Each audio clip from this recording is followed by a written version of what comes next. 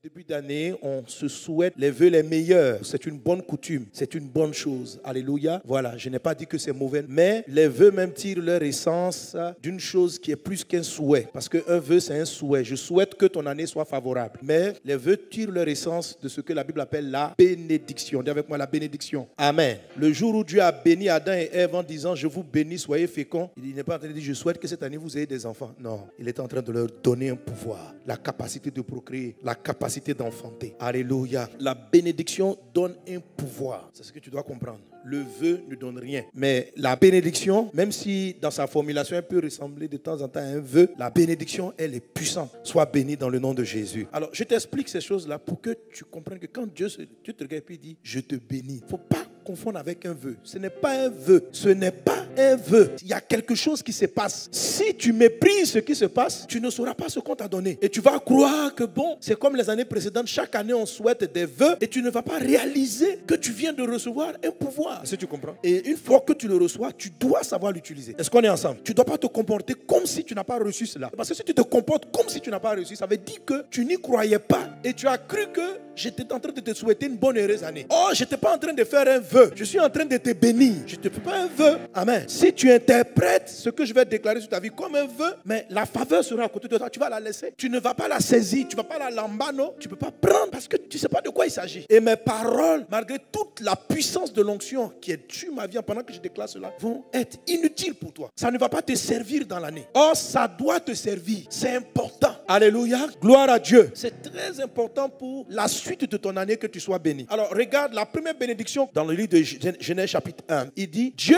les bénit en disant, soyez féconds. Amen. En disant, soyez féconds, la première bénédiction, c'est soyez féconds. Qu'est-ce qui s'est passé? Dès cet instant, Dieu a donné à l'homme le pouvoir d'avoir des enfants. Vous me suivez? C'est ce qu'on appelle le pouvoir. Pourquoi on appelle ça le pouvoir? Parce que dorénavant, après cela, l'enfantement ne dépend plus de Dieu. Est-ce que vous me suivez? Ça ne dépend plus de Dieu. Autrement dit, tu peux l'utiliser à ta guise, selon ton bon vouloir. Un homme n'a pas besoin de prier pour avoir un enfant. Si tu veux avoir un enfant, tu dois dire, oh Dieu, donne-moi un enfant. Avant que vous puissiez avoir des enfants, c'est que le pouvoir est dans la main de Dieu. Or maintenant là, sans prière, c'est pourquoi les gens ont des enfants partout dans le monde, sans prier. On va utiliser la prière dès l'instant où on a perdu le pouvoir, c'est-à-dire on est frappé comme par la stérilité. Donc on sait qu'on n'a plus le pouvoir de procréer. Ça c'est un couple qui n'arrive pas à enfanter. Quelque chose, une maladie, une malédiction, un problème leur a arraché ce pouvoir-là. Donc ils désirent avoir des enfants mais ils n'en ont pas parce que le pouvoir là est parti. Mais une fois que le pouvoir est là, tu n'as pas besoin de prier. C'est dans ta main. Tu regardes ta femme, vous voulez avoir un enfant, vous décidez, vous faites ce qu'il y a à faire et ça va venir sans gêner. Quand vous devez gêner et prier, c'est que vous n'avez pas le pouvoir et que vous partez demander à Dieu la grâce qui vous redonne le pouvoir. Mais c'est pas ce qu'il dit seulement. Il dit, Dieu leur dit, soyez féconds, multipliez. Multiplier, ça veut dire augmenter. Vous savez, c'est deux pouvoirs différents. C'est pas le même pouvoir. Le pouvoir de soyez féconds, ce n'est pas le pouvoir de multiplier. C'est pas le même pouvoir. Ce n'est pas la même bénédiction. Dans ce qu'il est en train de dire, il y a 5 bénédictions là-dedans. 5 pouvoirs différents. Le pouvoir de multiplier, c'est le pouvoir de faire croître. Tout le monde n'a pas cette grâce. C'est une bénédiction qui fait que tu prospères. La prospérité, c'est quoi? C'est la multiplication de tout ce que Dieu te donne. C'est une bénédiction qui fait ça. C'est-à-dire, de la même manière que tu as reçu le pouvoir d'enfanter avec la première phrase, soyez féconds. Après, il dit, Dieu les bénit en disant, multipliez. Donc, quand tu as ce pouvoir, tu as comme une intelligence. Tu commences avec 50 000 francs. Le temps qu'on comprenne avant la fin de l'année, tu as un pouvoir. Tu transformes ça en 5 millions. C'est un pouvoir. Il y a des gens qui n'ont pas ce pouvoir. Tu leur mets 50 000 francs, ils veulent commencer un commerce. Mais au lieu de se multiplier, ça va se diviser. Ils n'ont pas le pouvoir de multiplier. Ils ont le pouvoir de perdre. Est-ce que tu vois? Amen. Dans le nom de Jésus, tous ceux en qui le diable ou les circonstances ont enlevé le pouvoir de la fécondité, que Dieu redonne ce pouvoir dans ta vie au nom de Jésus. Bénédiction, soyez féconds. Tous ceux à qui a été enlevé le pouvoir de multiplier, que la